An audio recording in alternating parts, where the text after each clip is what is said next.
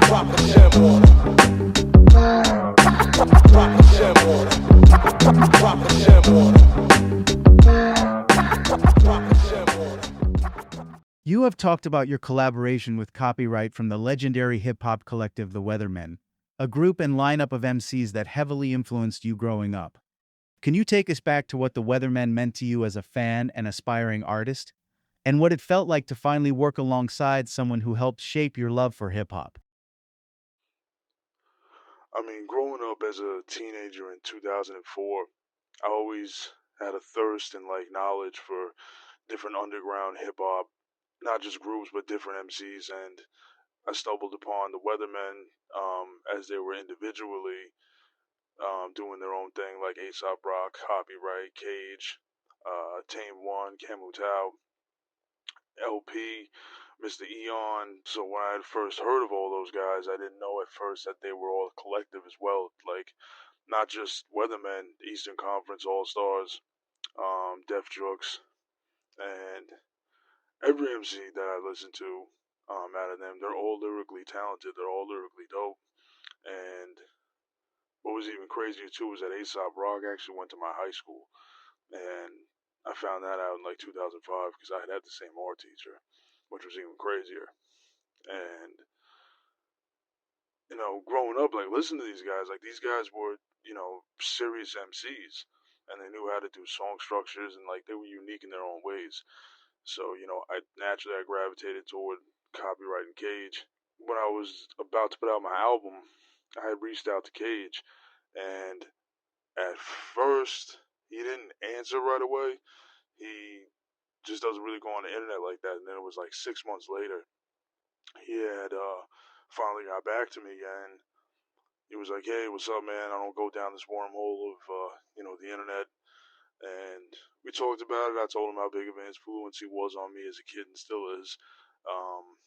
And I sent him 3 beats to pick from, and he had picked this one beat. It was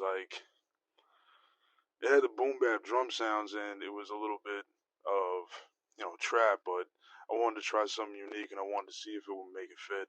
And we ended up doing a song, and it was just it's a dope song, and it's on all platforms right now. And then when I did that, I reached out to Copyright, and Copyright had heard the record, and he gave me props, and he was just a genuine person. And besides being a dope MC, he's actually a really dope guy. And I asked him, would he be willing to collaborate? And he said, yeah. And then the record's produced by D-Lo Beats.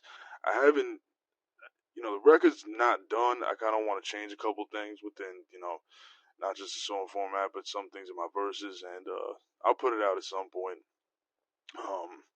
I'm just a torture artist when it comes to stuff like that. I know there's no such thing for me as perfection, but when you grow up, you're just making music that you like, that you just want to put out. And it's no disrespect to fans or anything, but it's that's why you got into it in the first place. You made this type of music and made all these creations and made all these songs is because of either millions of different things, how you felt, what you were going through. And that's where some artists lose that direction. They're not doing it anymore for the love of it, or how they truly want to express themselves or how it feels. And yeah, just collaborating with Copyright and Cage was dope. And I always told myself when I was younger I was going to collaborate with a lot of my heroes, and I'm still climbing to make that happen. But it's truly a blessing too. And what's crazier too is when I had gotten the collaboration from Cage and Copyright, I got the Weatherman logo tattooed on me, and I have the same thing with the Demigods logo as well. As every time I collaborate with my heroes and I just accomplish something, I tattoo it on my music sleeve. I got a lot more to go, but yeah, it's just it's crazy what you set your mind to. Drop a gem on it. Drop a gem on it. Drop a gem on it. Drop a gem on it.